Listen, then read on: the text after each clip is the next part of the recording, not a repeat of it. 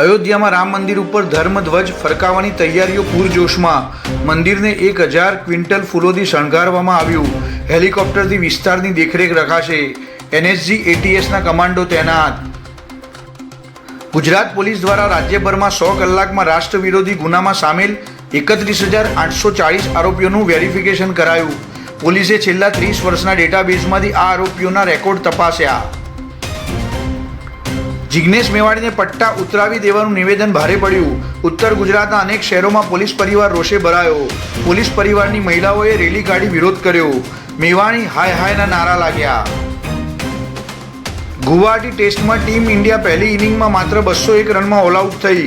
South Africa પાસે 314 રનની ધરખમ lead. Marco યાન્સેને પ્રથમ ઇનિંગમાં 6 વિકેટ ઝડપી. ભારત તરફથી એકમાત્ર જયસ્વાલની અડધી સદી. સુપર રિચ લોકો પર ટેક્સ નાખવાની બ્રિટનની યોજનાને પગલે સ્ટીલ ઉદ્યોગપતિ લક્ષ્મી મિત્તલ UK છોડી દુબઈમાં સ્થાયી થાય તેવી શક્યતા. મિત્તલની કુલ સંપત્તિ લગભગ 1.8 લાખ કરોડ. તેઓ બ્રિટનના 8મા સૌથી ધનિક વ્યક્તિ.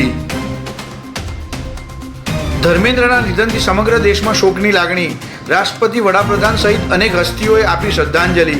તેમની છેલ્લી ફિલ્મ 21નું પોસ્ટર રિલીઝ. હી મેનનો અવાજ સાંભળી ચાહકો ભાવુક થયા. બ્યુરો રિપોર્ટ, દિવ્ય બ્રહ્માસ્ત્ર ન્યૂઝ.